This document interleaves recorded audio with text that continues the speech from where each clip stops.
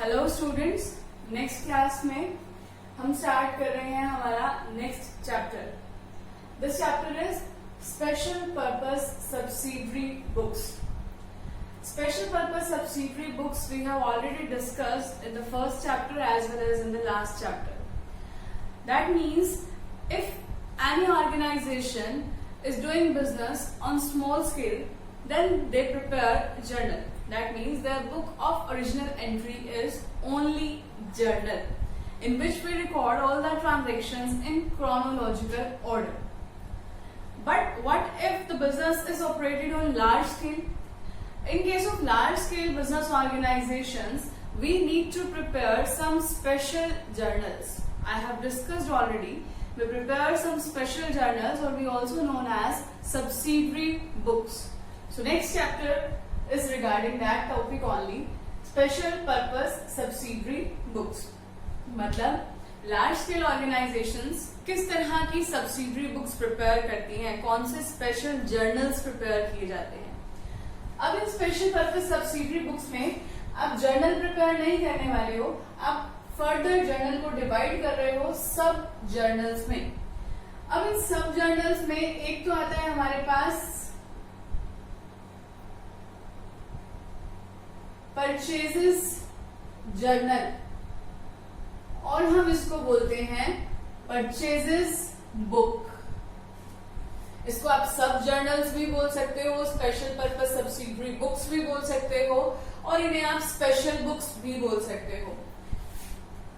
एक हम बनाते हैं परचेजेस रिटर्न बुक, या फिर जर्नल वो एज इट इज रहने वाला है. और दूसरा परचेजेस रिटर्न को हम एक और नाम से भी जानते हैं, दैट इज रिटर्न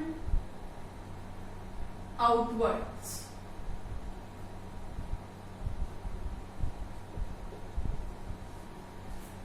तो सेकेंड बुक हमारी परचेज रिटर्न बुक या फिर रिटर्न आउटवर्ड्स बुक. थर्ड है हमारी सेल्स बुक, सेल्स बुक और जर्नल.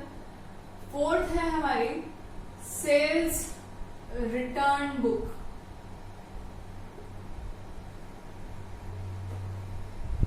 और सेल्स रिटर्न का दूसरा नाम होता है return inwards book.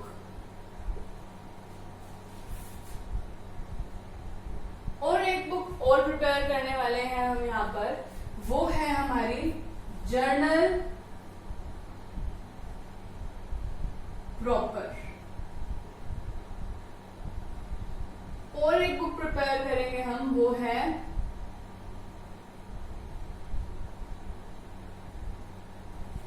Cash book. But cash book हम एक नेक्स्ट चैप्टर में कंप्लीट चैप्टर इसको करेंगे, तो इसका ब्रॉड वर्जन है हमारे सिलेबस में. बट ये जो बाकी स्पेशल पर्पस सब्सिडरी बुक्स हैं, ये हमारे एक सिंगल चैप्टर में ही कवर हो जाती हैं. अभी सबसे पहले ये देखो, परचेजेस बुक हो तो इसका मतलब इसके अंदर हम क्या रिकॉर्ड करने वाले हैं. अब सबसे पहले आपको ये क्लियर हो जाना चाहिए कि अगर हम special purpose subsidiary books prepare कर रहे हैं, तो इसका मतलब हम यहाँ पर जर्नल को रिप्लेस कर रहे हैं, यानी कि हम यहाँ पर जर्नल प्रिपेयर करने वाले नहीं हैं. और हमारे को अगर हम देखें तो कैश बुक अगर हमने प्रिपेयर किया है, तो हमें कैश अकाउंट प्रिपेयर करने की कोई रिक्वायरमेंट नहीं होती है, क्योंकि जर्नल और लेजर में डिफरेंस क्या है. जर्नल क्या कर रहा है, सारी ट्रांजैक्शंस को एक ही जगह पर रिकॉर्ड कर रहा है और क्रोनोलॉजिकल ऑर्डर में रिकॉर्ड कर रहा है.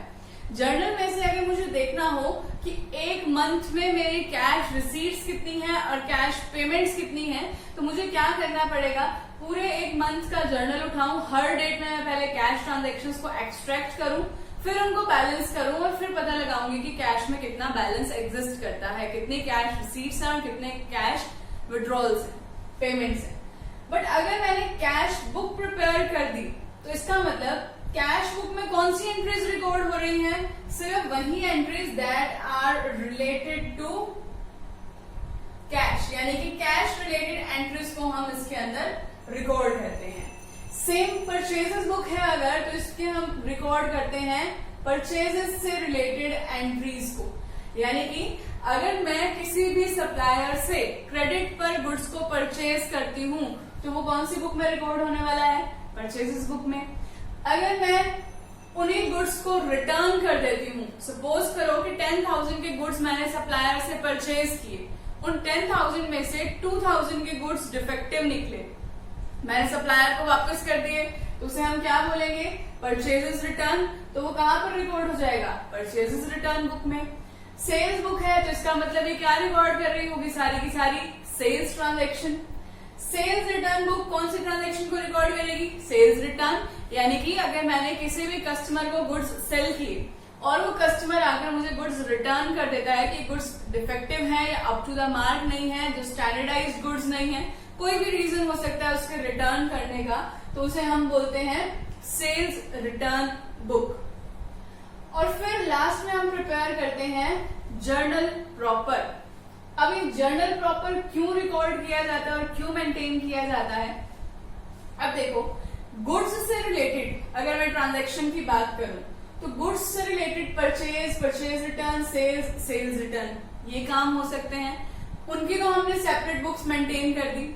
उसके अलावा अगर कोई कैश ट्रांजैक्शन करते हैं उसकी भी हमने सेपरेट बुक मेंटेन कर दी।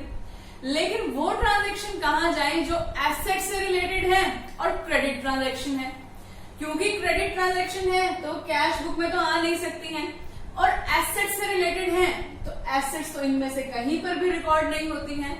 तो जर्नल प्रॉपर में हम कौन सी ट्रांजैक्शंस को रिकॉर्ड कर रहे हैं? ऐसी सारी ट्रांजैक्शंस जो इनमें से किसी भी बुक के अंदर रिकॉर्ड नहीं हो पा रही है। तो जर्नल प्रॉपर क्या है? हमारा एक लास्ट रिजोर्ट है। जब हमारे सब जर्नल्स हमारे पर्पस को फुलफिल ना कर पाए, इनमें से किसी भी बुक के अंदर हम उस एंट्री को रिकॉर्ड नहीं कर पा रहे हैं, तो वो सारी एंट्रीज कहां पर रिकॉर्ड हो जाएंगी? जर्नल प्रॉपर पे। जैसे कि एसेट्स की क्रेडिट ट्रांजैक्शंस या फिर नॉन कैश ट्रांजैक्शन जैसे कि डेप्रिसिएशन, इसके अलावा हमारे बैड डेट्स, ये जो हमारी एंट्रीज हैं वो कहां पर रिकॉर्ड होंगी? हमारे जर्नल प्रॉपर में। अब देखो, मैं यहां पर आपको स्टार्टिंग में बता रही थी कि अगर मैंने कैश बुक मेंटेन किया तो मुझे कैश अकाउंट प्रिपेयर करने की जरूरत नहीं है। वो क्यों नहीं है? क्योंकि कैश बुक क्या कर रही है? सारी कैश रिसीट्स और पेमेंट्स को रिकॉर्ड कर रही है। और लेजर में हम अकाउंट क्यों बनाते हैं? अकाउंट इसीलिए तो बनाते हैं कि हम सारी ट्रांजैक्शंस को क्लासिफाई करके सिमिलर नेचर की एंट्रीज को गैदर कर लें, एक ही ग्रुप में डाल दें, एक ही अकाउंट में डाल दें। और अगर कैश बुक में वो काम पहले ही हो रहा है कि कैश रिसीट्स और पेमेंट्स हमने पहले ही सेपरेट कर दी हैं, तो ऑब्वियसली कैश अकाउंट बनाने की नीड ही नहीं है। क्योंकि जो पर्पस कैश अकाउंट ने सर्व करना था हमें, वो पर्पस कौन सर्व कर देगी हमें? Cash book. ठीक है, तो आपके पास एग्जाम में क्वेश्चन आ सकता है कि अगर आपने कैश बुक मेंटेन की है तो क्या कैश अकाउंट बनेगा? तो आपका आंसर होगा नो, क्योंकि दोनों ही सेम काम करने वाले हैं। बट अगर आपसे क्वेश्चन पूछा जाए कि क्या परचेजेस बुक हमने प्रिपेयर की है तो परचेजेस अकाउंट भी नहीं बनेगा, तो आपका आंसर होगा नो। क्यों नो? क्योंकि परचेजेस बुक के अंदर हम जो परचेजेस रिलेटेड एंट्रीज को रिकॉर्ड कर रहे हैं वो सिर्फ और सिर्फ क्रेडिट एंट्रीज हैं। क्योंकि अगर मैंने इन गुड्स को कैश में परचेज किया होगा तो वो तो कहां चला गया होगा? कैश बुक में। बची क्रेडिट ट्रांजैक्शंस वो कहां पर रिकॉर्ड हुई होंगी? मेरी परचेजेस बुक में। तो आपको यही बताना है कि अगर मैं कभी भी क्रेडिट रिलेटेड ट्रांजैक्शंस को रिकॉर्ड कर रही हूं परचेजेस की, तो वो रिकॉर्ड होंगी परचेजेस बुक में। और अगर कैश रिलेटेड परचेजेस की एंट्री है तो वो रिकॉर्ड होगी कैश बुक में। तो परचेजेस बुक मेरा परचेज अकाउंट का पर्पस जो है वो फुलफिल नहीं कर पा रही है, क्योंकि अगर परचेज अकाउंट प्रिपेयर किया जाएगा तो उस परचेज अकाउंट में तो कैश परचेज भी होंगी और क्रेडिट परचेज भी होंगी। लेकिन बुक के अंदर सिर्फ और सिर्फ कौन सी परचेज है? क्रेडिट परचेज है। तो ये क्लियर हो गया होगा कि परचेज रिटर्न है, बुक प्रिपेयर की है, तो इसका मतलब ये नहीं है कि परचेज रिटर्न अकाउंट नहीं बनेगा, वो बनेगा।